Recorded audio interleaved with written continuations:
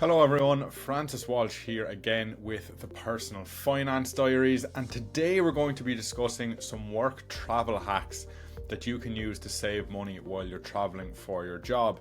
Now obviously travel, like pretty much everything else, is getting more expensive by the day, so I felt this was pretty topical. And luckily there are quite a lot of ways you can cut down significantly on your travel bill, and particularly if you're traveling a lot, if you have a job that requires you to move around quite a bit, this will be particularly relevant to you. So the first piece of advice I would give you is to start with constraints and not with deals. So the way a lot of people, in my experience, approach travel is they will try and find the cheapest deal for everything, the cheapest flight, the cheapest hotel stay, the cheapest whatever else.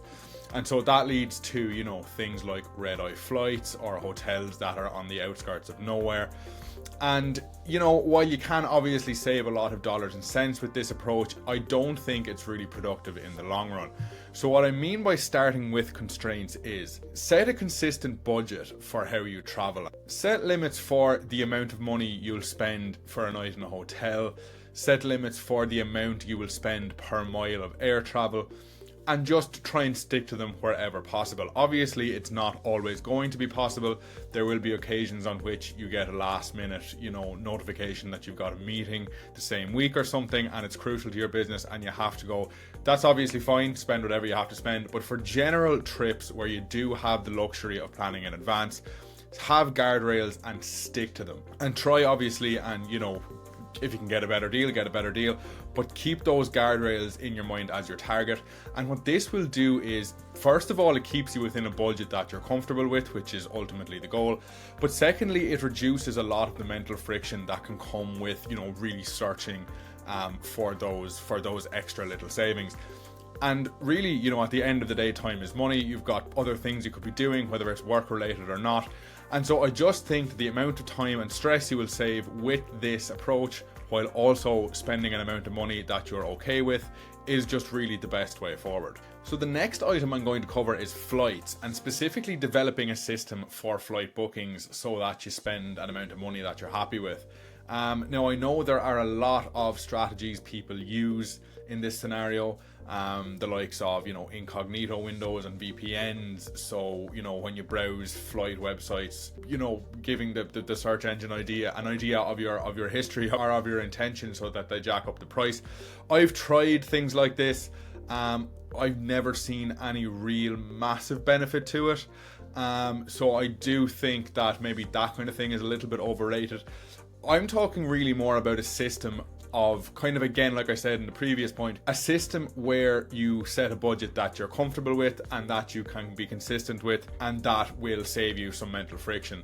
So what I tend to do is, as I said, I will set a per mile limit on what I'm willing to spend on air travel, and then when I'm looking at flights, I will see the first flight that's at a suitable time into a suitable airport that's within 10 to 15% of that limit. And if it's 15% or so below, I'll just book it automatically, and I'll work backwards from there. If I can't do better, I'll work backwards up until I hit my limit. If I hit my limit, I'll figure out something different. I'll travel on a different day, I'll reschedule the meeting, or try and do something like that, depending on how urgent it is.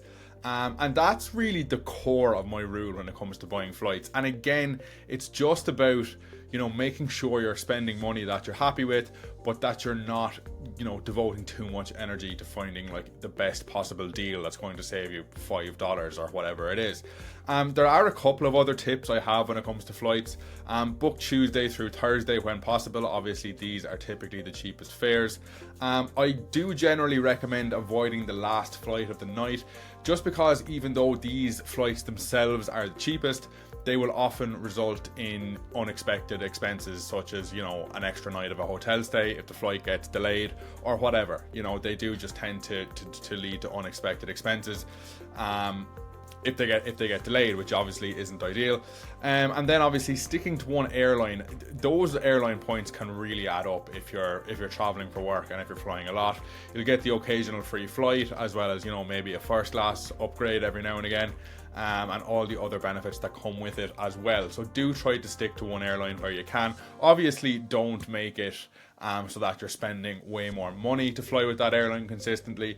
But you know, if there is a route that you fly particularly often and there's an airline that does that route, you know, try maybe stick to that airline and then use it for the other flights you're getting as well, just to collect those points. Next then, we're going to look at accommodation. And my big thing with accommodation is that, you know, the purpose of your travel should really dictate the nature of your accommodation. If you're traveling for, you know, the vacation of a lifetime, absolutely go on Airbnb and find a 7-bedroom villa with a swimming pool overlooking a mountain range and a valley and all that kind of thing. That sounds great.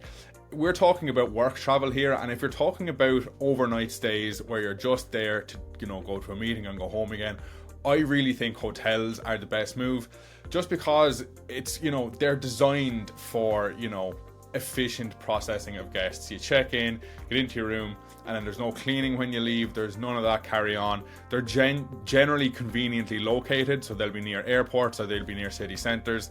And just, I think with Airbnb in the last few years, there has been an increase in incidences of complaints from hosts and, you know, additional fees for cleaning and all that kind of thing. And so I just think that if you're traveling regularly on short stays, hotels are just the best option. Things then to prioritize, I suppose, proximity to where you need to be. Again, as a cost-cutting measure, I think this, you know, obviously you're cutting down on Ubers and ride shares, all that kind of thing. Predictable check-in and check-out then is another one, and also a decent workspace. And this actually is another reason why hotels are great, because they'll typically have a desk and a chair. But if you're going for an Airbnb, just have a look at the photos and make sure there is somewhere suitable for you to work, especially if you're going to be there, you know, during working time and for a number of days. I've made the mistake more than once of checking into an Airbnb only to discover that the only, you know, available workspace is right next to the kitchen sink or whatever. So yeah, that's one thing also to keep in mind. Then the major category of expense is ground transport. Now, obviously there are a number of different options here. You could go down the public transport route. That really only, obviously, sorry, that is the cheapest option, but that really only works if you are in a city that is well served by public transport. I know in North American cities that's not always the case. If you're in Central Europe, it's kind of a bit different, but it really does vary from country to country and city to city. So this one is location specific. If you're in North America, a lot of the time Uber probably is your best option, or a taxi, or you know, another rideshare. These can obviously add up, but you know, if they're the only option, then they're the only option. The other one then is renting a car, and I know a lot of people do this, but I do find that firstly it works out more expensive than just getting, you know, a few Ubers during your trip, and also there's the risk that you will be fined for some, you know, potentially exaggerated bump or scrape on the car that may or may not have been related to your driving. So I just think that unless you are going on a longer trip with a lot of destinations that are a little bit hard to get to, renting a car probably isn't the wisest move from a financial point of view. Then the other, I suppose, aspect to this is parking. I know parking can really stack up, and particularly parking if you're driving to the airport for a flight. If you're using the last minute airport sponsored lot, that can really tack on a lot of expense to your trip, and it's a kind of a category in which maybe you don't expect it. So, you know, it's kind of an unexpected extra couple of $100 potentially on your trip. So obviously booking in advance is the easiest way to save money on parking, and there's a few different ways you can go about this.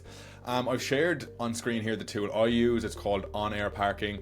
And essentially it works in pretty much every airport that I've been to across North America. They'll usually have unofficial lots that are near the airport, and that are a lot cheaper if you book them well in advance. So it's a handy way to save a few dollars if you're going to be parking at the airport on the departure. But that's pretty much it for me in terms of my travel hacks to save money. Hopefully you found something useful there.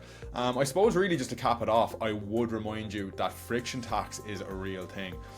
You know, I always talk to people who are all about getting the best possible deal, the cheapest possible flight, the cheapest possible hotel, but actually finding these, you know, ultimate deals does take up a lot of time and a lot of energy. So what I prefer to do is just to have a strategy that I'm happy with and comfortable with, and just stick to it. And so that means I know roughly what I'm going to be spending on travel in advance, and I minimize unwanted shock expenditures.